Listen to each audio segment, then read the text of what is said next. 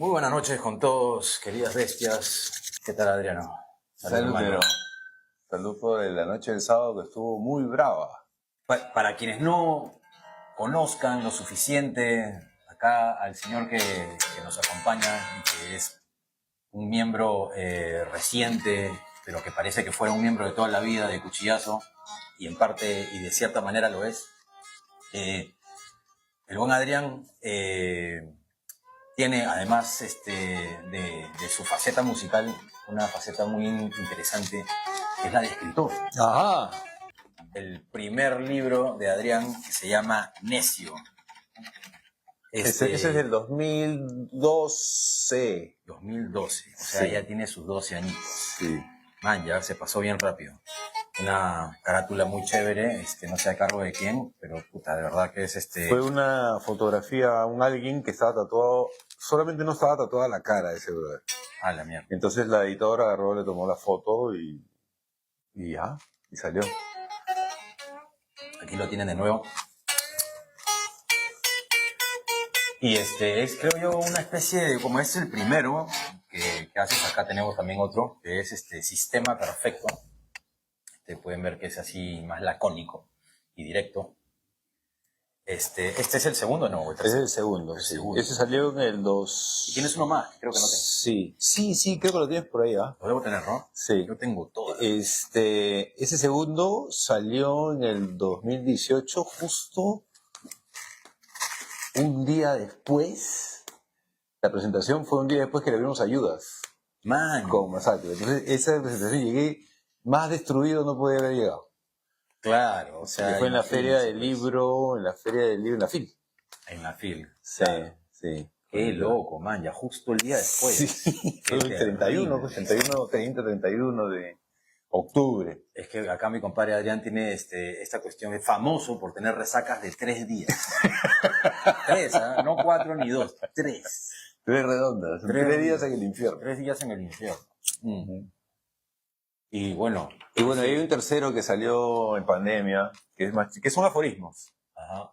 Que es más chiquito y que, como verás, cada vez se ha ido reduciendo. Cada vez se ha ido reduciendo. Claro, porque cada vez menos palabras que decir. Sí, menos es más. Pero igual las historias corren, fluyen ahí por su propio camino. Ahora, como suele pasar, este libro creo yo que es una especie de declaración de principios o una especie de raconto sobre tu vida también, de hecho, ¿o no? Claro, o sea, yo siempre he dicho que Necio para mí es una reconciliación conmigo mismo. O sea, es utilizándome como personaje, pero por el nombre, ¿no? Y por el hecho de la renuncia, todo lo que signifique aplastar la voluntad, que es una vivencia personal, ¿no? Aplastar la voluntad, ya sea por la necesidad o por el deber.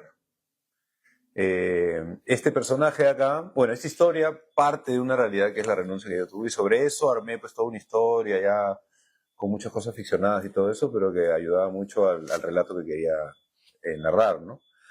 Es la historia en buena cuenta de alguien que renuncia a su maravillosa futura carrera. Ajá. Un clase mediero, pues, aspiracional, ¿no? Ajá. Universitario y todo esto. Y renuncia no para seguir un sueño, no para, porque tiene una visión distinta de lo que tiene, sino simplemente renuncia porque ya no puede más.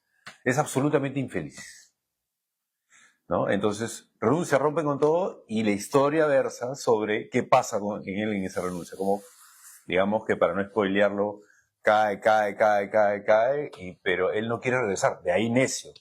Él no va a regresar, así se muere de hambre, a su estado anterior. Su vida anterior. Sí. Entonces sobre eso hay personajes, mucho tirado al metal.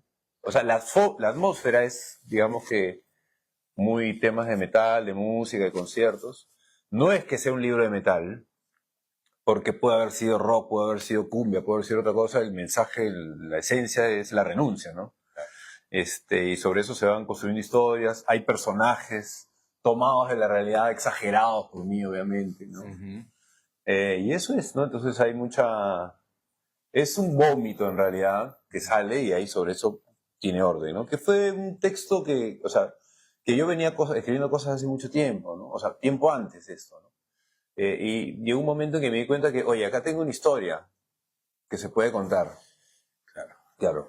Y sobre eso fue que la armé, ¿no? Y yo le escribí, ya para ir un poco más en detalle, le escribí en una época en la que yo tenía, ¿te acuerdas que te conté que tenía, pues, me vino una seguidilla de ataques de pánico? Ajá. Esta cosa que no sé si les ha pasado a ustedes, bestias. Es una situación en la que te viene un ataque y que sientes que te vas a morir. O sea, pierdes el control de tu cuerpo. Por unos pocos segundos, ¿ah? Pero que es un infinito, ¿no? Entonces, en esa situación, yo estuve casi un año viviendo de noche y durmiendo de día. Porque mi terror era, yo sentía que me iba a venir la vaina esa de noche, entonces no dormía. Entonces llegué a ese punto de anulación, ¿no? Entonces volteé mi horario, sí. Entonces escribía de noche y dormía de día. Se juntó con que podía hacerla también, ¿no? Porque digamos que tenía resueltos ciertos temas ahí de ingresos. Ajá. Y eso fue. Entonces, hay todo un tema alrededor de cómo se realizó este texto, ¿no? El 2012 nos agarra a ambos en masacre, en pleno masacre, casi en la mitad de nuestro, tal vez un poco antes de la mitad de todo el tiempo que pasamos en esa gran banda. Y años antes tuvimos este super concierto abriendo el espectáculo de Iron Maiden en el Estadio Nacional, en el cual tú hablas un rato al público y haces, ¿no? Te diriges a un pequeño segmento del público y les dices metaleros de oficina. Eso lo plasmé ahí también. Claro, y yo creo que esto tiene un poco que ver con eso, ¿no? Metaleros de oficina es un concepto que quedó para siempre. Claro, eso fue en realidad... Claro, lo que pasa es que estábamos ahí, a ver, el contexto estaba parado al frente de 30.000 gallos, pues, ¿no? O sea, y había, ¿te acuerdas que en la prueba de sonido, nosotros probamos sonido a las 4 o 5 de la tarde, creo? Pues está comiendo mi sushi oro. Pecan, por favor.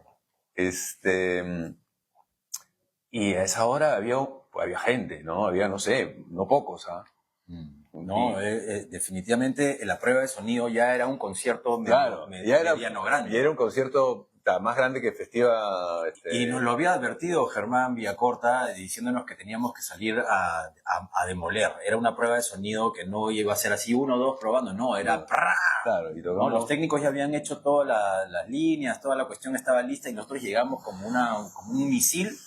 Y ya teníamos inclusive, nos habían dicho que teníamos que tener una ropa para la prueba de sonido, porque era un concierto anterior al concierto. Entonces tocamos una canción que no íbamos a tocar después. Entes del Mal. Y fue Entes del Mal. Entonces esa es un balazo, ¿no? Para quienes la conozcan, empieza pues directamente con la pierna en alto, ¿no? Claro. Entonces, a lo que iba es que esa prueba de sonido fue un locón, porque hasta que la gente se volvió loca, pues, ¿no? O sea, fue un feedback muy chévere. Y después, en pleno concierto, ya estábamos así, la verdad que levanto la vista y veo Oriente Occidente, ¿no? Y veía, pues, turistas. O sea, y lo que salió de ahí, le dije, creo que dije Oriente, Occidente, Metaleros de Oficina. Esa fue la frase que se me ocurrió ahí, ¿no? Oriente, Occidente, Metaleros de Oficina. Porque obviamente eran... O sea, no eran, pues, ¿no? Estaban ahí porque, bueno... Estaban ahí sentaditos, claro. Sí. Y bueno, y quedó, pues, ¿no? La frase es, hay mucha gente que se molestó, me acuerdo por eso. ¿Cómo es posible que digas eso? ¿Cómo es posible? ¿Qué parte de esto es metal, no? O rock and roll, en buena cuenta. No has entendido, ¿no? O sea, y por último me hago cargo, pues, ¿no? Sí, claro. Sí. Y eso está en Necio le puse esa vaina también, porque el personaje se autoconsidera metalero de oficina. Así es. Un reprimido. Eso es, un reprimido. Me estoy acordando de lo que dice. Eres un metalero de oficina, o sea, un reprimido. Un reprimido.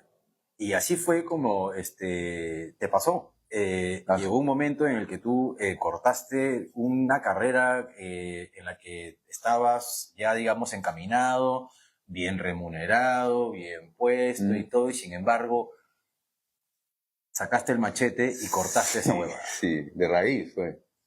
Fue bien fuerte, o sea, fue inevitable en realidad, porque era un momento en el que estaba en una profunda depresión, por eso mismo, porque estaba pues, profundamente infeliz. Y todo alrededor mío era como que, oye, ¿cómo vas a dejar hay culpas, ¿no? Culpas por todos lados. Claro, nuestra cultura siempre Claro, culposa, ¿no? culposa, Y la siempre, presión claro, familiar, social, claro, ¿no? social, más que ser, por todos lados, ¿no? Entonces, cuando yo decido, por ejemplo, renunciar y les cuento a todo el mundo, primero que estaba loco, ¿no? Seguramente las drogas te han cagado la cabeza. Ah. Cosa que no era cierta tampoco, porque en esa época yo era bien light, en realidad, en ese sentido. ¿Cómo es posible? Mira la oportunidad que tienes y la tiras cuando hay tanta gente que se muere de hambre. Claro, ya culpa, ¿No?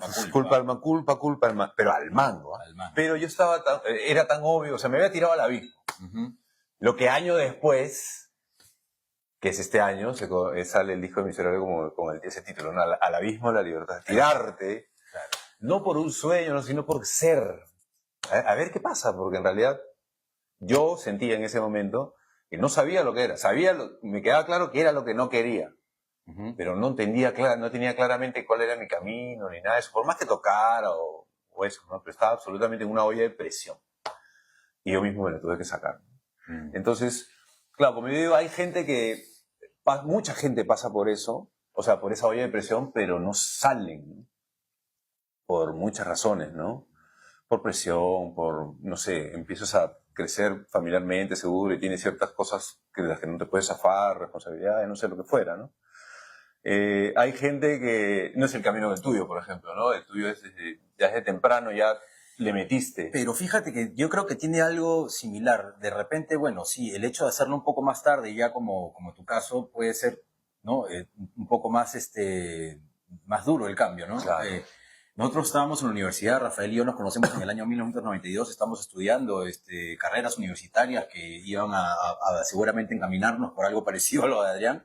Yo estaba estudiando literatura, Rafael antropología, ciencias sociales, y nada, decidimos los dos juntos retirarnos y dedicarnos a la música, ponernos a estudiar música y ponernos a estudiar ingeniería de sonido, y fue algo que, bueno, de hecho, él y yo nos sentimos mutuamente apoyados también de decir, ya, nos tiramos al abismo de la libertad, pero de la maní. Entonces, claro, y nos fuimos pues juntos a investigar sobre el tema. En el Perú en ese momento no había prácticamente nada para nosotros a nivel formal, llámese universitario, para poder seguir nuestro camino, el que queríamos seguir, pero nos lo inventamos bastante bien. Apareció una escuela de ingeniería de sonido que prácticamente nosotros la inauguramos. Y luego, bueno, ahí vino el tema de que Rafael se va a Londres, yo me quedo acá, sigo estudiando, pero al final después nos reencontramos para formar Cuchillazo. Pero con Rafael, todo este proceso fue también una especie de ruptura en la cual vino pues la formación del Verde Borde, luego la Mula, luego ya él se va. A mí lo que me pasó, parecido. por ejemplo, claro, yo de chibolo sí tenía claro que quería, o sea, yo dije, voy a estudiar algo, que fue ingeniería de sistemas al final, ¿no? Uh-huh. Por cierto, afinación o afinidad con las computadoras que tenía en ese momento, ¿no?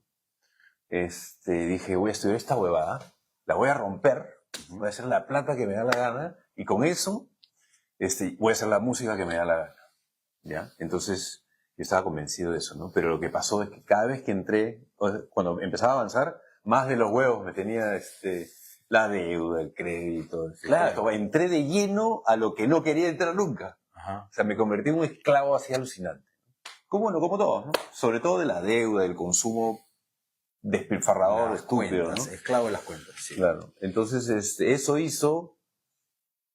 fue, 96, del 96 al 2002, pues, 2003, 2004 fue que renuncié, a los 30 años. A los 30 años. 2004. Entonces, entré en un bucle así de autoencadenación, ¿no? Porque pasaba una cosa, o sea, creo que más plata tenía en el bolsillo al final del mes cuando era practicante, uh-huh, que cuando empecé a, bueno, ya a desarrollarme profesionalmente en esa carrera, ¿no? Entonces, avanzaba, me dedicaba mucho a juerguear los fines de semana, me acuerdo. Bueno, mucho, como todos, ¿no? Pero cuando yo salgo me di cuenta de que la cantidad de energía que despilfarraba en ese escape, porque era un escape, no era un momento de diversión sana, si se quiere, en el sentido de efervescencia pura, de arte, no, era un escape, ¿no? Y muchas cosas así entendí de mí mismo, empecé a aceptarme tal y como soy, quitando una serie de culpas y puta, que tienen raíces profundas, ¿no? El cristianismo, sobre todo, ¿no? Profundo, ¿no? Un decálogo de cosas que no tienes que hacer, no puedes hacer, porque no es lo que corresponde, etcétera, Y ¿no? cómo te debes sentir, ¿no? Y el culto al sacrificio y la puta madre, ¿no? Productividad, ¿no? Si te sacas la mierda chambeando, está bien. Ajá. Sufres. Si no quieres hacer nada, claro, si no quieres hacer nada, eres un vago de mierda, ¿no? Claro. O sea, el mundo al revés, pero... Ajá. Bueno, y lo que pasó es que, claro, renuncio, tengo bueno, comí piedras pues bastante tiempo, ¿no? Pero crecí ensimismándome, ¿no? Conociéndome, ¿no? Entonces, y eso fue lo más valioso de esa época, ¿no? De la primera época en la que simplemente estaba, pues, entendiéndome, ¿no? O sea, una autorreflexión, pero brutal, ¿no? Profunda. Claro. Y ahí una de las cosas que entendí es qué significa amarse a uno mismo, ¿no? No el amarse egoísta ni egocentrista, sino el aceptarse, pues, ¿no? Con todas sus consecuencias. Con tu sombra, como Claro. dice Jung. Con todo lo que eres. O sea, que no existe el bien y el mal, eso te das cuenta, sino que tú eres lo que eres. Y cualquier, no sé, cualquier señalamiento pues es inocuo, ¿no? En realidad no te debería afectar en nada, si tú estás seguro de lo que eres. Claro. Obviamente hay en el camino dudas que van mermando cuando más vas avanzando, ¿no? Pero es fuerte la presión. Claro. Todos la vivimos, ¿no? Y sacarte esa cadenaza que es el futuro mejor, Ajá. Ajá. eso es bien difícil. Me costó. Y bueno, para eso hay que estar fuerte y, como tú dices, bien autoaceptado, y eso creo yo que es lo mismo que decir autoperdonado.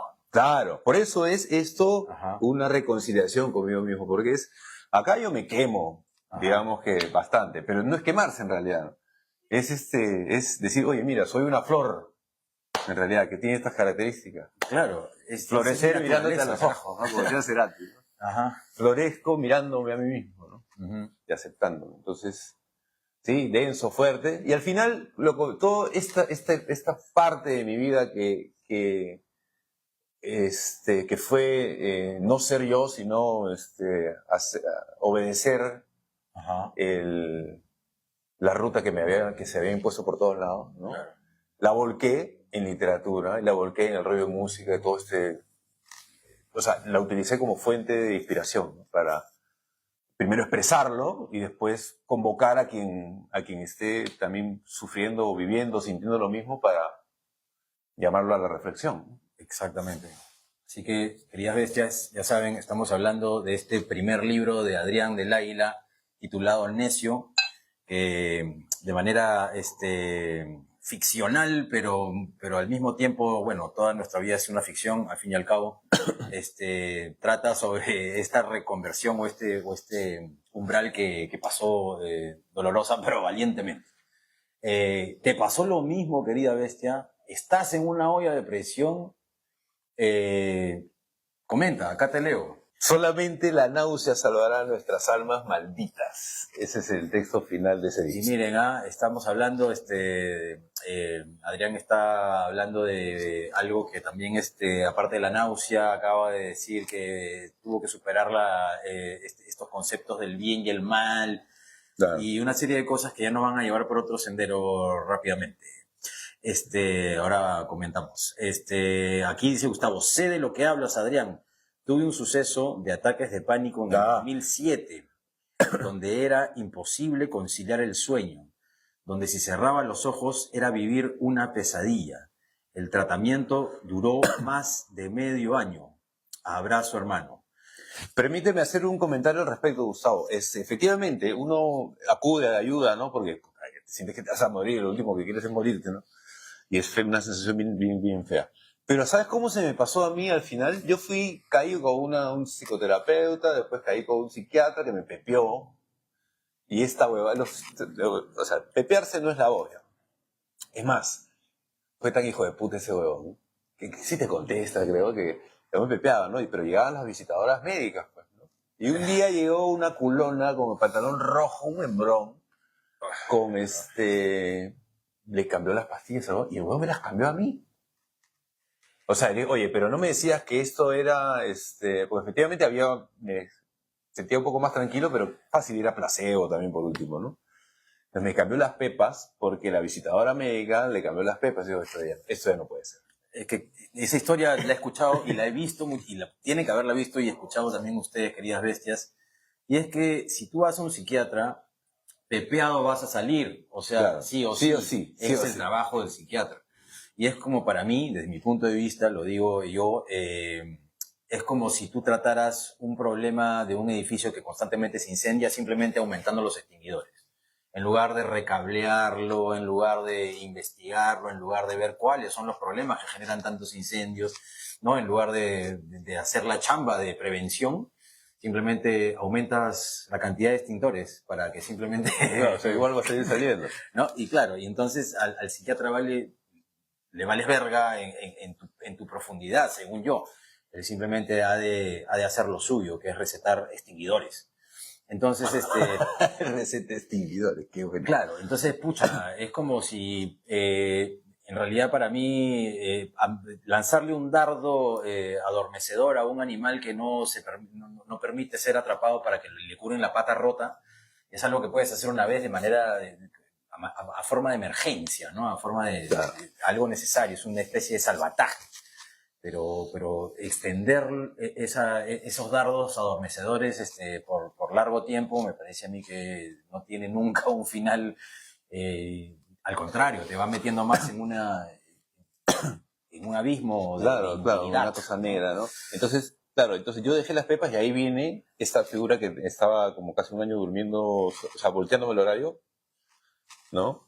Como comentaba hace un tiempo, pero se me fue, a eso iba, se me fue de una manera muy sencilla. Me fui de Lima con Diana, con mi flaca, nos fuimos al norte, nos dijimos, vámonos 3 semanas. Y puta, al día siguiente se me arregló todo. O sea, ¿qué significa eso? Puede significar muchas cosas, ¿no? Primero que te sacas un peso inconsciente de todas maneras, Ajá. que es la ostra en la que vives, Uh-huh. en la que te levantas, te mueves, hay un montón de cosas así. Pero en mi caso, el solo hecho de salir de eso y tirarme en un ambiente que no tiene, que es pacífico en ese sentido, o sea, no hay cosas nocivas a mi salud mental, Uh-huh. puta, fue inmediato. El primer día dormí a las 11 de la mañana y el segundo ya a las 6 de la mañana estaba despierto en la playa. Claro. Puta, fue así. ¿Cómo interpretas eso más allá de cambiar de contexto? O no sé. No lo sé bien, yo creo que fue un cambio. Yo tenía algo en la cabeza que hacía, de lo cual tenía que salir, obviamente, y que me di cuenta simplemente saliendo, ¿no? O sea, no fue planeado, o sea, el planeado fue, oye, salgamos porque salgábamos, pues, ¿no? Pero no para curarme, ¿no? Uh-huh. No sé bien, yo creo que, bueno, tenía, como te digo, algo en la cabeza que jalaba para, para que me den todas estas cosas, y salí y se deshilachó. ¿Cómo explico eso? Tendría que algún profesional de la conciencia al cual no voy a regresar, lo podría explicar a un profesional de la conducta, ¿no? Pero no sé, de repente tú se te puede ocurrir a ti alguna No cosa. sé, yo creo que, bueno, los profesionales de la conducta no nos conocen necesariamente, ¿no? Como individuos. Eso bueno, podría ser todavía mejor detectado por uno mismo, Sí. si es que hace uno la introspección de vida, ¿no? Pero, Claro, o sea, nunca llegué a una conclusión de entender por qué pasó, o sea, cuál fue por qué fue tan rápido, para empezar. además, eso es algo Claro, interesante. por qué fue tan rápido y por qué sucedió así. Me queda claro que salí de una situación opresiva, Ajá. y básicamente inconsciente, o subconsciente, o como se llama. O sea, no era claramente, no la tenía en la cara, no era, oye, me molesta esto, me presiona esto, no. Yo supuestamente ya estaba tocando, estaba desarrollándome, Ajá. expresándome, y me pasó esta huevada. Ahora, podríamos hablar de una guadaña que venía de atrás de repente y Claro. te quería jalar como el dragón, me dice, Exacto. ¿no? O sea, que viene atrás, que eso está en el subconsciente, y te jala, y eres pendejo, te libras, no, pues huevón, ataque, pánico. Exacto. Podría ser, ¿no? Pero bueno, al final lo importante es que sucedió. Y avanzamos. Dice Gustavo, sí, así es, somos sus conejillos de indias. Estuve pepeadazo con alprazolam, pero pude dejarlo por voluntad propia, voluntad de poder. Ajá. Está bien. Esa es una palabra, creo, importante, Gustavo. El salir de la burbuja, de la rutina y el conformismo muchas veces es la medicina adecuada para curarnos. Buena, Adrián. Saludos, Gustavo, gracias por tus comentarios. Nacho Vizcarra dice, pasé por una situación parecida. Lo que me ayudó a salir fue el pensar de que pelearme con el psiquiatra era tapar el sol con un dedo. Sufría de trastorno obsesivo compulsivo, pero salí decidiendo que de mí dependía curarme. Tal Al cual. final es eso. Claro, pero también hay que darse cuenta de eso, ¿no? Sentirlo, o sea, hacer lo suyo, ¿no? Porque claro, también estamos condicionados por todas las cosas anteriores, sales, pero también a eso me refería con raíces profundas, ¿no? Es como cuando está, a ver, hay una cosa que siempre me gustó decir que es como bajar de peso. Yo en un momento he estado con bastante sobrepeso, ¿ya? Aunque no parezca. Entonces, cuando tú bajas de peso, bajas rápido, los primeros, lo que te sobra, ¿no? Ajá. Es fácil bajar lo que te está sobrando bastante, ¿no? O sea, no sé, pues 5, 6, 7 kilos puedes bajar rápido. Pero después bajar te cuesta más. Ajá. Entonces, es cuando yo me fui sacando una serie de cadenas, la más fácil son la culpa, o sea, la más visible, ¿no? Uh-huh.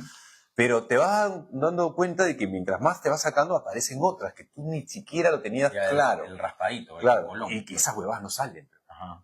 Entonces, o sea, no te podría decir ahorita cuáles son, porque ha sido un proceso bien largo y la verdad que ya avancé lo suficiente como para acordarme de esa parte. Pero sí me acuerdo la sensación de decir, uy, no puede ser que esta hueá me esté pasando, eso supuestamente ya lo tenía superado. Pero no.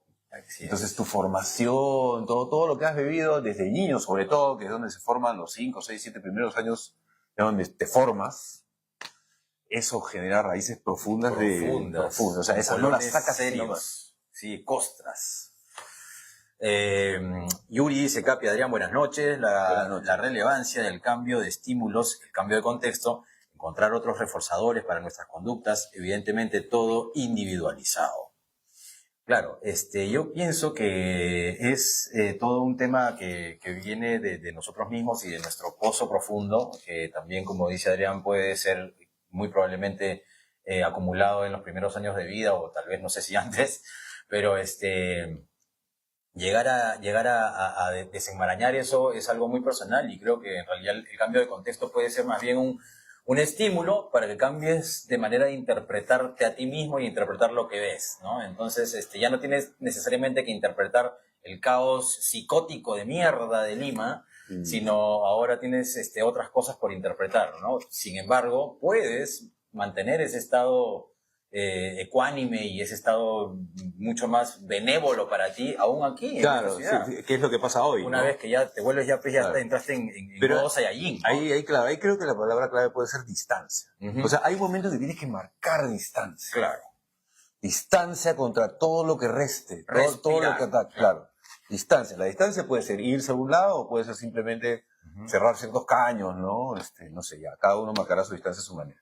Pero sí es marcar distancia para ver las cosas desde una perspectiva un poco más tranquila, pues, ¿no? O sea, oye, un momentito, las cosas sí que veo que me atacan son esas, o que me molestan, o que lo que sea. Pero en realidad, si lo tomo con calma, si respiro un poco, esto puede hacer esto, puede hacer esto, todo lo que resta se va, todo lo que suma viene acá. Eso es, yo creo que marcar distancia sí es importante. Y como dices, no es necesario, o sea, puede ser aquí mismo, ya cada uno lo manejará, pues, depende pues de la presión en la que estés metido también, ¿no? Ahora, has tocado el tema del bien y el mal, el tema del dragón, y por ahí otro más. ¿De dónde vienen todos esos conceptos? Mi queridísimo profesor, el gran profesor, del gran profesor. Del gran profesor. ¿Quién es la bestia mayor, realmente? ¡Qué buena, Adrián! ¡Qué buena! Claro, ustedes dirán, no. ¿Quién es la bestia mayor? Yo les voy a decir quién es la bestia mayor. ¡No! ¡Qué buena! Está bonito esto, está bonito. Salud. Salud, carajo. Acá todo es... O sea, yo vengo acá y no sé qué va a pasar, eso lo paja. Obviamente esto ya se ha pajeado seguramente 60 minutos antes. Miren este hermoso ladrillo que les tengo acá, y este rostro. Esta es la bestia mayor, señores y señores. Bestias bestios y bestiecillas. Entonces, todos estos conceptos, y yo me pregunto, ¿cómo así este señor tiene este hijito, ¿no? Entonces, ¿qué tanto de Aquique está acá? Ya, eso es interesante. A ver, es Nietzsche. O sea, ya, la sola palabra es fuerte, ¿no? Uh-huh. Hay unas coincidencias. Entonces, yo cuando entro a Nietzsche, no es que entro temprano. O sea, a ver, yo cuando era chibolo leo el Zaratustra y bueno, llegué hasta una parte, ¿no? Siempre llegué hasta la transformación. Ajá. Y de ahí era una sucesión de cosas incomprensibles para mí, Ajá. pero que te dejaban una sensación de que, oye, aguanta, acá hay algo grande, no lo entiendo, pero esta hueva es grande, de todas maneras. Y después fui leyendo las intempestivas, otros textos, ¿no? Pero todavía yo cuando escribo esto no era tan claramente nietzscheano, porque ahora yo digo tranquilamente que soy un nietzscheano, ¿no? Tan claramente nietzscheano. Yo cuando descubro a Nietzsche, o sea, cuando leo seguidamente, profundamente, si quieres, sin llegar a ser un especialista, ¿no? Sino un lector, Uh-huh. un lector dedicado, sí, pero lector, o sea, no un nichólogo, pues, ¿no? A eso voy. Entonces, yo encuentro en lo que decía Nietzsche, encuentro al brother Uh-huh. que era yo, ¿no? Pero lo escribía de una manera brutal. La tenía clara, y la escribía de una manera brutal, potente, fácil, o difícil también, enigmática, pero potente, ¿no? Uh-huh. Entonces ahí sentí, o sea, no es que Nietzsche me haya enseñado algo, a nadie, sino es que has encontrado al huevón que Te has encontrado ahí. claro, te has encontrado ahí, exactamente. Ajá. Todos somos, o sea, acá somos Nietzsche. Claro, eso es lo que Entonces, acá el hombre lo dijo de una cierta manera, ¿no? Y vaya, el otro concepto que me faltaba recordar es este mismo. El título de bueno, que se llama Gran Náusea. Pero cada vez que aparece este concepto, la náusea, porque lo menciona muchas veces, Nietzsche usa bastante sí. esa palabra, y igual que Adrián, yo les digo, yo tampoco me he sentido que lo entiendo del todo, totalmente acá, sino que ya me acostumbré a simplemente seguir adelante con Nietzsche, aunque no lo entienda, ya en algún momento me va a resonar y otra vez me va a meter un lapo, ¿no? Pero cada vez que aparece la náusea es un momento como que, y digo, man, ya le podría interpretar de mil maneras. Claro. ¿Cómo interpretas la palabra náusea cuando lo menciona Nietzsche? A ver, he tenido varias maneras de interpretar varias cosas de Nietzsche en realidad a lo largo de o sea, otra cosa, antes de responderte eso. Ajá. Me pasa a mí, o me pasó a mí, me sigue pasando. Cada vez que vivo más, entiendo mejor lo que escribió este. O sea, las 3 transformaciones, para hacer un ejemplo, es cómo el espíritu se convierte primero en camello, luego en león y luego en niño. En el caso, mi interpretación es el camello es el esclavo, que eso lo vuelco en miserable. Uh-huh. El león es necio, Uh-huh. ¿no? Y el niño es una cosa que vamos a ver qué es, ¿no? El iluminado, claro. Claro, el que crea o vive sobre sus propios valores. Es una rueda que gira por sí misma, etc. Sí. La náusea en Nietzsche aparece en el Zaratustra, que es en la parte que aparece en el Zaratustra donde yo me identifico más, que es, yo lo interpreto como la náusea, o sea, el momento en el que decides que todo esto no va contigo. No va más. No va más. Claro. El desprecio, el gran desprecio, dice Nietzsche, ¿no? O sea, llegará la hora del gran desprecio y de la gran náusea. Claro, pero lo hace físico, porque náusea es algo que claro. sí, pues no va más esta huevada. Ya es una situación que, puta, te bloquea y ya no puedes pensar, no, ya, se acabó, lo único que queda es buitrear. Claro, eso. ¿Ya? Buitrear se puede interpretar como renuncia. ¿No? Claro. Renuncia a todo esto y ya a la mierda, ándate para otro lado, no importa lo que venga, lo que sabes es que esa hueá tóxica, infame también, ¿no? No va más. Entonces sale, ¿no? Entonces, por eso hay una línea o sea, pues yo he trabajado mucho Nietzsche en Miserable, más que en los libros. Claro. Entonces, hay en esa canción dice, solamente la náusea salvará a nuestras almas malditas, es lo que decía, esa línea, ¿no? Ama lo peor que hay en ti por sobre todas las cosas. Todas esas cosas, ¿no? O sea, convierte todos tus males en tu más grande bien, ¿no? O sea, significa, no renuncies a tu maldad, lo que hablamos en algún momento, ¿no? Acéptala como tú y conviértela en tu más grande bien. O sea, haz sobre eso. Y así, muchas cosas, ¿no? Sí. Pero Nietzsche es clave, ¿no? Es clave como te decía,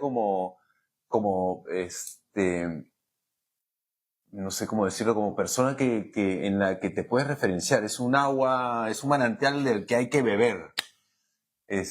Porque refleja mucho, es muy actual, demasiado actual. No, claro, es atemporal. Claro. Sí, caray. La triple transformación es algo realmente alucinante. Muchos dicen que Nietzsche no habla tanto del niño y por eso no entendemos mucho ese estado, porque él mismo no llegó a ese estado, sino que se quedó en León. Y ustedes saben un dato curioso, que Nietzsche, Freud y Wagner eran patas. Esa es una locura. Es una locura. Imagínense una mesa redonda así en Juanito y a esos tres diablos sentados juntos, ¿no? Claro, Freud joven. Esa lora. Freud joven, Wagner viejo, Ajá. porque era el viejo Wagner, ¿no? Uh-huh. Y bueno, y Nietzsche en sus 30, 40, pues, ¿no? Claro, claro. Con todo su locurón. Qué loco, ¿no? Hay una película basada en un libro que es El día que Nietzsche lloró. Se la recomiendo al mango. El libro y la película. Que justo sale en sesiones con Freud, el Freud joven. Hablando, y Nietzsche es el que lo pone en un diván a Freud. Échate acá y... y de ahí, bueno, eso ya no sé qué tan cierto será, pero la figura es muy buena, ¿no? Uh-huh. Y de ahí es que toma, supuestamente en ese texto, Freud la figura del diván, pues, ¿no? Uh-huh. Échate a contarme toda tu hueva. Claro. Pero sí, recontra recomendable esa película. El día que Nietzsche lloró. Así que Nietzsche además inventó el diván, qué pendejo. Y bueno, luego viene este más ligero libro que dice Sistema Perfecto. Sistema Perfecto. Claro, ese libro, Sinesio es la historia del que renuncia. Esta es la historia de los que no renuncian. Ajá. Esa es la idea. Ya. Entonces, porque eso era parte de esto, pero en realidad era como que, se quedó así, dije, ya, esto será para una nueva oportunidad. Y acá... Rico huele. Hay que leer los libros, muchachos, eso es importante. Si un libro no huele, no lo lean. Sin huevadas. Porque, paréntesis, la experiencia no es solamente leer, ¿no? O sea, podrías agarrar, ¿cómo se llama leerlo en tu máquina, en tu iPad. Claro, la idea es cuando lees el libro es esto, ¿no? Uh-huh. Es una experiencia total, táctil, no solamente leer. Entonces, este libro tiene ya otros personajes, acá ya salgo del Adrián, ¿no? Entonces, recurro a mi época de consultor uh-huh, para describir una serie de situaciones que en realidad son entre graciosas, pero un humor negro, ¿no? Y cómo se va deshumanizando la gente en el camino de su productividad. Y acá hay un par de cosas importantes. Ya. Acá sí entra Nietzsche de verdad. Hay dos capítulos acá que uno es... Yo me metí una chamba porque, bueno, por locura mía, ¿no? Una de las tantas veces que leí, empecé a subrayar todo lo que leía de Nietzsche, ¿no? Pensando en que algo podía consolidar de alguna manera esos aforismos. Entonces me autoimpuse la tarea de poner en prosa los aforismos de este huevón, cosa que se revive ahora y me saca la mierda y se vuelve a morir. claro. Obviamente. Entonces, de ahí saqué dos grandes temas, que son todo lo que tenga que ver con esclavitud y todo lo que tenga que ver con libertad o con voluntad de poder, ¿no? Entonces, por ejemplo, dice acá, nuestro tiempo, por mucho que hable de economía, es un despilfarrador. Despilfarra lo más valioso, el espíritu. Así de arranque empieza con... O sea, acá están, ¿no? El presente capítulo es en su totalidad una adaptación de las siguientes obras de Nietzsche. Entonces, en este libro primero empiezo hablando de esta gente pues que no sale de la esclavitud, o sea, de que no renuncia, sino se queda ahí. Y utilizo a Nietzsche como interlocutor de sus conciencias para la esclavitud. Y después utilizo a Nietzsche como interlocutor para ver qué significa vivir. Algo vivo quiere antes que nada dar libre curso a su fuerza. ¿Qué significa vivir? Vivir significa expeler de sí continuamente algo que quiere morir. Vivir significa ser cruel e inexorable hacia todo lo que en nosotros, y no solo en nosotros, se hace débil y viejo. Vivir es una voluntad interior, un deseo insaciable de mostrar potencia, querer ir más allá de uno mismo, expandirse, elevarse y hundirse. Una fuerza plena que no quiere conservarse ni estancarse, sino crear, sufrir o desaparecer. Donde falta esta voluntad, hay decadencia. Bravo. Entonces, esto yo lo llevé también, ya hablando del lado personal, ¿no? Este libro, esto lo llevé al Abismo de la Libertad como texto, como parte de o sea, como marco de referencia de las letras. Entonces te darás cuenta que ahí, que en mi caso, la literatura y la música se unen. Eso es este libro. Entonces este libro lo que hace es relatar cómo se va deshumanizando la gente por simplemente seguir sometida en esta gráfica de acá, pues, ¿no? Que es, digamos que para hacerla fácil el sistema, ¿no? Entre comillas, que va tragándose a todo. Basadas en mis, bueno, no en mis, sino en lo que vive cada uno, pues, durante el día a día cuando está sometido a estas cuestiones. Eso es.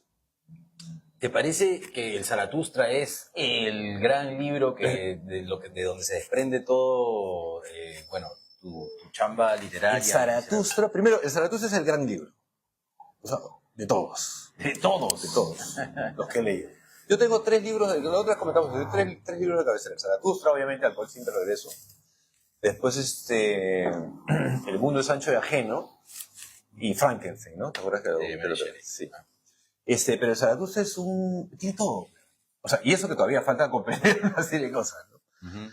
Pero para entender, lo que me pasó a mí, siempre comento es, para entender lo más posible a lo que dice ahí el Zaratustra, cuando yo empecé a entenderlo más, fue cuando empecé a leer desde sus obras tempranas, ¿no? Nacimiento de la tragedia, Humano demasiado humano, Las intempestivas, Aurora, Viajero en su sombra, etc., hasta La Gaya Ciencia, hasta ahí. Después viene Zaratustra, uh-huh. Y después viene Más allá viene el mal, Anticristo, La genealogía de los siglos, etc. Dice Homo. La genealogía de la moral. La genealogía de la moral, el ocaso de los ídolos. El ocaso de los dioses. Ajá. Entonces, lo que me di cuenta fue que, claro, si tú lees toda la parte de atrás, es como una curva de Gauss, ahí está, para los matemáticos. Uh-huh. Todo lo que está atrás, que son aforismos o frases largas, te vas a ayudar a entender un montón de lo que hay en el Zaratustra. Y todo lo que está adelante es un desarrollo de muchas cosas que están en el Zaratustra. Uh-huh. De muchas. Entonces, cuando relees el Zaratustra, que es un ejercicio que yo hago, o sea, no por imposición, sino por necesidad, ¿no? Después de haber leído todo eso y releído, porque es intenso, ¿no? Se quedan claras muchas más cosas. O sea, cosas que eran enigmáticas en realidad no lo son tanto, porque ya las desarrolló por otro lado, entonces, chucha. Ahora sí, entonces crece, porque el Zaratustra en realidad es poesía, ¿no? Poesía la traducción es poesía en prosa, pero entiendo que en el original era más poético que prosa. Uh-huh. Eso me ayudó a entender mucho más, o sea, porque habían ciertas explicaciones ya en aforismos, ¿no? O sea, que prácticamente es prosa, ¿no? El Zaratustra se explica, es como decir que, claro, el Zaratustra es, cuando Nietzsche escribe el Zaratustra, él ya sabía todo lo que quería decir. Pero si lo dejaba ahí nomás, iba a ser más enigmático que un oráculo de Delfos. Claro. Entonces fue desarrollando, y más allá del bien y del mal, sobre todo en el Enriquismo, hay un montón de cosas que explican una serie de figuras metafóricas del Zaratustra. Sí. Sí. Entonces, métanse a Nietzsche, o sea, este es un consejo de acá dos nietzschanos, ¿no? Claramente, además. Métanse sin miedo, ¿no? Nietzsche puede ser agua dulce o agua salada, puede ser los yuyos en marzo, o puede ser la herradura en noviembre, ¿no? O sea, métanse y sumérjanse y sin miedo, ¿no? Y no tienen que entender. O sea, al principio no tienen que entender, o sea, simplemente es una actitud a entrar a un mundo que es el tuyo en realidad, por eso no lo vas a entender al principio. Métete. Y consulta a quien está al costado, porque siempre hay alguien que ya te ha recorrido un poco más la ruta esa, ¿no? Como es siempre la pregunta pendeja, ¿por dónde le entras a Nietzsche? O sea, si alguien te dice, ¿cómo leo, cómo empiezo? Yo diría Zaratustra. De frente. Sí, de frente. O sea, claro. O sea, enfréntate a esa huevada y después ya entra y por los después otros. vas hacia atrás y vas hacia adelante. Claro. Claro. Es como que un momento pico, ¿no? Y de ahí ya pues, es como cuando, no sé, pues también yo les pregunto, queridas bestias, ¿cuál es el primer disco, no sé, pues ya, de Metallica que escucharon? No creo que haya sido el Kill 'Em All, ¿o sí? No, O sea, difícil. Fácil no, ¿no? Depende también cuál es la época en la que te pasaron un cassette o no sé qué, ¿no? Y ahí de pronto te comienzas a interesar y vas para atrás, vas para adelante, igualito, ¿no? Yo creo que sí puede ser es una ruta, una de las tantas que puede haber. Todas son, yo creo que el libro que te caiga, el libro que tienes adelante es el indicado. Pues, Pues, yo primero leí, no fue el Zaratustra, primero leí la intempestiva esa contra Strauss, contra la educación, y le saca la mierda. Pero era fascinante porque su pluma es tan potente que decías, puta, ¿qué tal hijo de puta este concha de su madre? Y de ahí empecé a leer el Zaratustra, que ya, como ya lo dije, entiendes algo nomás, pero sí sientes que estás ante algo grande. Puta, esa sensación la tengo todavía presente, ¿no? claro. Esta huevada no entiendo qué quiere decir, pero no importa. Es brutal. Puta, sí. Y hablabas hace un rato de un concepto también importante que es el dragón. Uy, clave. El dragón, que yo me lo imagino tal como, bueno, también lo describe, dorado, gigante y con las escamas, en donde en cada una de las escamas hay como grabado, ¿no? En metal, la palabra debes. Tú debes, que es... Ajá. Claro, por eso insisto, ¿no? Guerra a muerte contra todo lo que signifique someter la voluntad de las personas, ya sea a la voluntad, ya sea a la necesidad o al deber. Guerra a muerte con eso, contra eso. A muerte. Sí, señor. Esa es la bandera. Entonces, claro, la figura nietzscheana del dragón es increíble, ¿no? Increíble. Que está solamente en las tres transformaciones. Ajá. O sea, ¿qué pasa? A ver, vamos a tratar de, no sé si la palabra es explicar, pero comentar lo que es las tres transformaciones. Las tres transformaciones es el primero de los discursos del Zaratustra, el primero. O sea, cuando ustedes lean el Zaratustra, porque ya lo van a leer, espero, hay toda una introducción de cómo viaja, cómo viaja, no, cómo él va a las altas montañas, después baja, etcétera, baja, se enfrenta con la gente y pasa una serie de cosas. Y después, para hacer la historia corta, empieza el discurso de las tres transformaciones, donde dice, yo les voy a contar las tres transformaciones del espíritu. Cómo el espíritu primero se convierte en camello, cómo el camello se convierte en león y cómo el león al fin en niño. ¿Qué es el camello? El sometido, el obediente, el que dice, sí señor, claro señor, por supuesto señor. Estoy yo parafraseando, así no es. Claro, Si ahora ustedes puede no resultar un poco caricaturesco y esclavo, aunque sí lo es, pero digamos que es la etapa funcional, ¿no? La etapa en la que funcionas, en la que eres útil, Claro. y por eso está personificado con este animal que tiene Y que soporta la carga, ¿no? Y que soporta la carga y es un animal de carga, ¿no? claro. La bestia de carga, dice. Sí. Entonces, claro, ¿qué cosas son pesadas? Dice, ¿no? El camello dice, ¿qué es pesado? ¿Qué es lo más pesado para yo poder cargarlo? O sea, está tan metido en eso que él suma todo. ¿Qué es pesado? Pucha, ahí se saca una serie de figuras locasas. Pero al final es eso, ¿no? Es el que soporta y es el obediente. El que no critica, ni critica al resto, ni se critica a sí mismo, que es lo más importante. Ni siquiera le aparece la posibilidad de una crítica. No, pero claro, es el que dice, está es esto, ¿no? Es esto. Vamos para acá, yo creo que esto, vamos, cero cuestión. Soy feliz porque soy feliz, sí. ¿no? Entonces, y de ahí, ese es el camello. De ahí aparece la figura fundamental del león. ¿Quieres explicar tú? Bueno, el león, lo comienzo a decir, el mismo animal lo expresa bastante bien, es una reacción furiosa ante esta situación servil, ¿cierto? Claro. Y por ende también está atrapado en otra sensación que todavía lo mantiene subyugado, que es la sensación de la ira, Claro. de la furia, de la oposición. Entonces, como reacción también está yendo de un punto, también está yendo álgidamente hacia el otro, ¿no? Está entonces también sí un poco atrapado, pero de alguna manera ya avanzó un peldaño. Claro. Claro. ¿No es cierto? Ha roto, o sea, rompe con todo, ¿no? O sea, se va a la antípoda, ¿no? rompe con todo, no le interesa nada, o sea, crea su propio, sale del desierto del otro y crea su propio desierto, ¿no? Pero es una lucha constante. El leonino el león, perdón, es aquel que dice, no, yo no debo, yo quiero. Me da la gana. Y en esa transformación al león aparece la figura del dragón. ¿Quién es el dragón? El dragón es como decía Capi, es pues, monstruo inmenso, bello además, de oro, áureo, ¿no? Claro, Que en cada una de sus escamas están todas las virtudes milenarias, todo lo que se tiene que hacer, todo lo que ya está hecho y todo tiene que ser así. No tiene por qué existir león, no tiene que rebelar contra nada. Todo ya está hecho. Entonces el león lucha con el dragón que él tiene milenios de tú debes. Todo dice tú debes, tú debes. Eso es clave. Esas dos palabritas, tú debes, resume todo. Todo, cualquier tipo de sometimiento. Tú debes, ¿no? Aplicado acá es, tú debes ser un profesional, tú debes tener un futuro mejor, tú debes entrar a la modernidad, tú debes trabajar 8 horas en lo que sea, claro, o 12 horas, ¿no? Tú debes. O sea, es un daño psicológico en realidad. Claro, para mí en realidad también está abrazado de un concepto salvajemente jodido que es el de la moral. Claro. Claro, bueno, el dragón es la moral. Ajá. El dragón es la moral, ¿no? O sea, son el sistema de valores creado por quienes detentan, no el poder político, ¿no? Sino el poder abismal, ¿no? Cultural, claro, ¿no? Sí. Que viene de larga data, ¿no? Claro. Entonces, el león se pelea con todo eso, ¿no?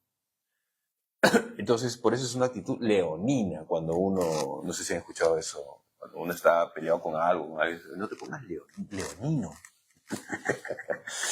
Entonces, ese es el león, pero Nietzsche va más allá, ¿no? Y dice, claro, el león lo que ha hecho es romper algo, por alguna razón, pero no para hacer algo, ¿no? O sea, hay un romper por necesidad, pero no te quedas ahí nomás, sino que tienes que ir más allá. Entonces, el león por sí mismo no puede crear cosas, porque está sumergido todavía en este marco, o sea, sigue soltando las cadenas, pues, ¿no? Y sigue lleno de ira. La ira es clave, ¿ah? Ojo, porque sin ira no habría león.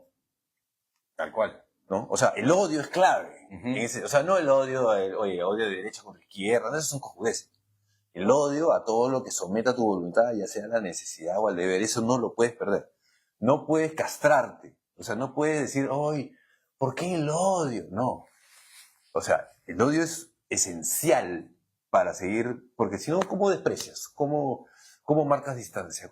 Si no, eres un... ¿Cómo despierta? Claro, ¿cómo despierta? Tiene que haber una sensación ahí brutal. Que el odio es tan fuerte como el amor. Lo que pasa es que tienes que llevarlo, ¿no? Claro, bueno, sí, ya podemos hablar de eso largo. Entrar en conceptos, claro, un poco más profundos. Pero odio, ira, rabia, lo que quieras. Esa sensación de ruptura, agresiva, violenta, no puede perderse. No puede perderse. A menos pues que ya vivamos pues, en una situación en la que no amerita eso, ¿no?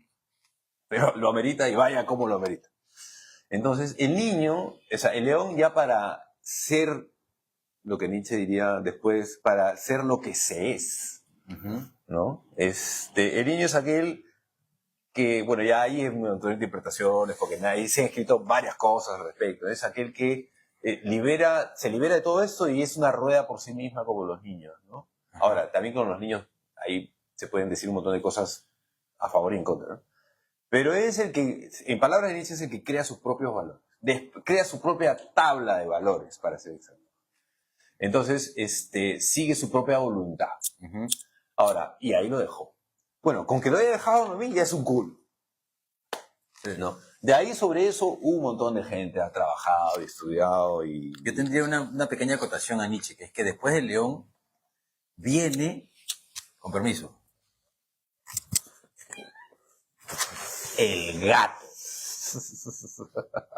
Por eso es que yo a esta belleza que tengo acá, a la cual le llamo pantera, tiene esta condición hermosa que es tierna y letal. Cada vez que mete un zarpazo lo hace con amor y con naturalidad. Por eso para mí las bestias son en realidad el estado de pureza.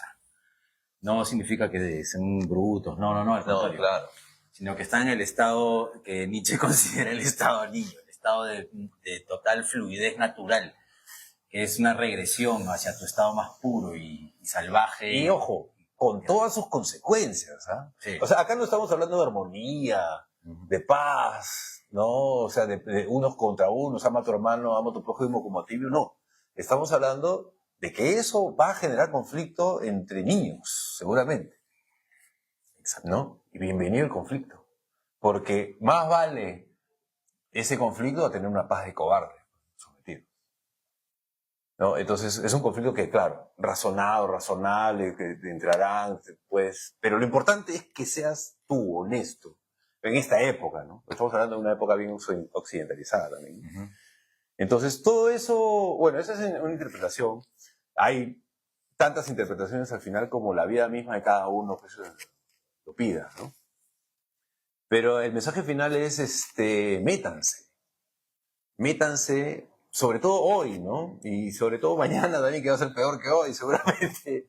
En vez de estar todo el día pegados en esta vaina, úsenlo solamente para cuando sea necesario, para ver entrevistas, no sé. Pero métanle, porque una de las cosas que carece esta época, y lo decía Marco Aurelio de Negri en uno de sus programas, con una lucidez increíble, es, claro, pues lo que pasa es que hay un problema de interioridad. O sea, tú para leer un libro, por ejemplo, necesitas tener un momento. No puede interrumpirte. Tu sistema nervioso no puede estar alerta a un estímulo externo. Claro, al ting, claro. ¿No? Ese es uno. Y si lo apagas, lo prendes otra vez, ¿no? Entonces, sí. Como ahora nuestro sistema nervioso, de todos, nadie se escapa, ¿no? Está estimulado exacerbadamente por un montón de prótesis, donde la prótesis principal es el celular, o el dispositivo correspondiente. Entonces, eso hace pues, que la gente se aburre. No te deberías aburrir nunca. Si sales de eso y te ensimismas y ya está. Pero eso es cada vez más difícil. Entonces, siendo cada vez más difícil, es más necesario aún meterse. Nosotros decimos a Nietzsche, de repente encuentran autoautor, ¿no? que los lleve por otras aguas que sean profundas, ¿no? Y que los revuelque, pues, ¿no? O sea, revolcón. Como cuando te metes a la playa y te revuelca y sales talocazo, igualito, el revolcón es lo que te va a despertar. Así es. Y hablando de esta interesante manchita que habían, bueno, que son varios en realidad, pero de los cuales hemos mencionado solamente Nietzsche, Freud y Wagner, pues también una manera, creo yo, de entrarle a Nietzsche es también, o a cualquier otro personaje histórico, artístico, literario, filosófico que ustedes consideren, es también entrarle a sus amigos y a todo el entorno que había ahí. Hay un concepto recientemente que escuché que es el de Cineus, que es genius, pero mezclado con la palabra scene, de escena, que es que en realidad muchas veces el mercado trata de idealizar a un personaje y lo descontextualiza, como diciendo Picasso es el genio máximo de tal huevada y no se da cuenta de que alrededor de él había un montón de tipos haciendo cosas parecidas. Y lo mismo también podemos decir de Nietzsche y por eso también hago la mención de sus patas. Claro. Por ejemplo, Freud se dice por ahí que Freud en algún momento trata de cortar con Nietzsche porque le parecía avasallador, le parecía sumamente fuerte y lo estaba impregnando demasiado. Lo usó, claro que sí, lo impregnó, por supuesto, pero en un momento dijo, aguanta, tengo que cortar con esto porque si no, no voy a fluir yo por mi lado, ¿no?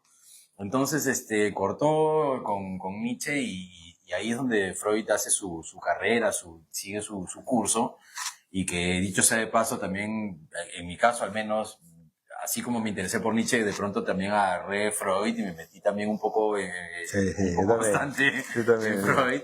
Y también a escuchar a Wagner un montón, ¿no? Y así tener un poco el cuadro más, ¿no? 360, ¿no? ¿Sabes dónde te das cuenta de eso? ¿Te acuerdas de Meet in País? Exactamente. Esa película, si no la han visto, tienen que verla. La Medianoche en París, que es de Woody Allen, que pucha, es una peliculota. Es un peliculón. Que claro, ahí lo que propone justamente es esa mancha, ¿no? Toda esa gente que se reunía y las conversaciones entre, por ejemplo, Dalí, Hemingway y etcétera, ¿no? Thomas Mann, no, Buñuel, o sea, etcétera, claro, ¿no? esa película hay un brother de hoy y que por cosas mágicas pues retrocede a los años 20 y se da cuenta de París de los años 20. Y ahí estaban todos pues en esa época. O sea, era un punto de reunión y ahí te das cuenta cómo todos ellos se influenciaban entre ellos mismos. Pues, ¿no? Porque, pues, obviamente, ¿no? Obvio. O sea, eso pasa acá también, ¿no? O sea, en todos lados, ¿no? O sea, todos nosotros paramos con otra gente. Exacto. Y todos nos influenciamos de alguna, en mayor o menor medida, del otro, porque, pues, tiene mucho que decir y somos esponja, pues. Exacto. Entonces, eso es importante. Siempre somos una mancha, siempre somos un bestiario, ¿no? Que está ahí junto, constantemente rebotando ideas todo el tiempo, ¿no? Y así mismo, Adrián, por ejemplo, en el caso de Cuchillazo, para muchos puede parecer que él es el nuevo Cuchillazo, cuando en realidad es antiquísimo para nosotros. Él estaba ahí hace tiempo, hace una veintena de años, Sí. y siempre hemos estado rebotando ideas y conceptos e historias, y hablando de también otras cosas que aparentemente no tienen que ver con la música, que son los libros y que tienen muchísimo que ver, claro. Por eso es que hemos dedicado esta transmisión de Entre Bestias a echar un poquito de mano a los libros y que sepan un poco también que son tan importantes para nosotros, porque cuando subimos a un escenario no solamente estamos velando por el pogo, y claro que sí, por supuesto, pero estamos transmitiendo Claro, hay una expresión. Un montón de vivencias y un montón de experiencias. Que claro. Me imagino, o sea, yo lo siento como claro, uno sube al escenario, claro, vas a tocar las canciones, etcétera, ¿no? Pero ahí tú llevas no solamente tus ensayos, ni tus canciones, ni en mi caso los riffs, o el coro, ¿no? Ajá. Llevas todo lo otro. Uh-huh. Y te sale, pero con furia. Dicho sea de paso, el vacilón que ha sido el sábado. Total. Absoluto. Total. Sí. Memorable, realmente. Y sobre todo, pues, encontrarnos también con amigos de esta escena musical a la que valoramos muchísimo y que tenemos tanto amor y cariño, ¿no? De pronto ir al backstage y encontrarnos ahí, pues, ¿no? Con no solamente los Difonía, con Ahmed, Papitas, todo, ¿no? Y todos tienen cosas que decir, cosas que contar y también escuchar, ¿no? A los demás, qué les pareció, que se han escuchado tal cosa, que se interpretan tal cosa, tal otra. Es todo el tiempo es una conversación constante y que nosotros nos la llevamos, al menos yo la llevo a casa, ¿no? Y una vez ahí la procesas, ¿no? La procesas y luego, ¿no? Encaras un nuevo proceso con todo esto, toda esta riqueza de haber estado siempre en una comunidad, en este caso podemos llamarla musical, no solamente, porque en realidad estamos constantemente, como podría decir, una neurona, ¿no? Que hace sinapsis constante con otras neuronas, y de ahí viene justamente también el hecho de leer, por ejemplo, ¿no? Lo lindo de leer es cuando puedes encontrar un nexo o un punto de conexión entre un libro y el otro, ¿no? Por ejemplo, ya que hablábamos de la moral, hace poquísimo estuve con Patti caminando por ahí, ¿no? Vamos a entrar a esta librería, ¿no? Que nos gustan mucho los libros a ambos y de pronto, de la nada, pues volteo nomás así como cosa casual y encuentro un sector de Isaac Asimov, que es alucinante. ¡Uy, qué paja! Yo, no, esto es lo que tiene que ver. Yo Isaac Asimov era un pendiente mío, de hace muchos años, porque tenía, pues, la trilogía de la Fundación. Uh-huh. No sé, ustedes bestias, seguramente, no sé si habrán leído, bueno, les recomiendo, sinceramente, y con alegría, uh-huh. Asimov. ¿No? Asimov. Sí, entonces lo leí, bueno, recién el año pasado recuperé ese pendiente y dije, a ver, voy a leer esta hueva. Ajá. Todo el año, eso fue en enero justo por ahí, todo el año me la pasé leyendo Asimov. O sea, leí la trilogía, ¿no? Claro. Y después me puse a buscar y dije, voy a ver qué más ha escrito, ¿no? yo sabía que había escrito un culo. Pero te cuento, ahí Yeah. nomás en la librería Ibero de que estaba El Arco. en el anterior, en el Excripto, ahí Yeah. a media cuadra, Yeah, claro. hay un sector de Isaac Asimov que Claro, está claro, todito. claro. Entonces, no, pero eso me pasó el año pasado. Pues agarré y hay una precuela. Ajá. Me la comí. Hay una secuela, me la comí. Volví a leer la trilogía porque ya era mucha información. Claro, ¿no? claro, hay que recordar, hay que recordar. Y después ahí tiene un culo de cuentos. Y puta, todo el año pasado me la pasé leyendo. Increíble. Bravazo. Increíble, brother, increíble. Y si quieren comenzar con Asimov, yo les diría, vayan directo a Yo Robot y y ahí ya comiencen ¿no? Ustedes desarmar. vean, claro. Sí. Pero sí. Y Yo Robot para mí es un tratado que, si es que para muchos, o por ahí hay algunos que lo ven simplemente como una serie de Netflix, que también, normal, bacán, pero para mí Yo Robot no trata precisamente de robots. No, Trata de sobre hecho, la moral. todo Asimov Claro. es eso. Claro. Es bien nietzscheano, además. Y Es totalmente nietzscheano, en algún sí. momento me parece que en algún momento habla de eso. Sí. Claro, es que él era fascinado por Bueno, estamos hablando de una persona que su obra empezó entre los años 40 y largos hasta los 90 y pico, Ujú. ¿no? Entonces Asimov empieza a escribir una serie de cosas, pero todo tenía que ver con ciencia ficción, pues, ¿no? Básicamente sobre el tema de robots. Ujú. Pero no para hablar de robots, sino para hablar del humano. Claro, para hablar del humano. Para hablar de nosotros Ah. y de nuestra manera de haber tabulado nuestros valores, ¿no? Y haber entrado en una trampa moral, ¿no? En una trampa de código moral, ¿no? Que es una trampa absurda, ¿no? Claro. Entonces, muy interesante, queridas bestias. No, Asimov recontra recomendable. Claro. Bueno, de libros podríamos hablar pues horas. ¿no? Días, meses, Sí, años. sí. Lucho dice, debes consumirte en tus propias llamas. ¿Cómo pretendes renovarte sin haber sido antes ceniza? ¡Asu! Wow. Eso es Zaratustra. Bien, chico. Manuel Pinedo dice, llevamos toda la frustración y a partir de ese momento se manifiesta la luz. Claro, claro. Es importante meterle a fondo a uno mismo, ¿no?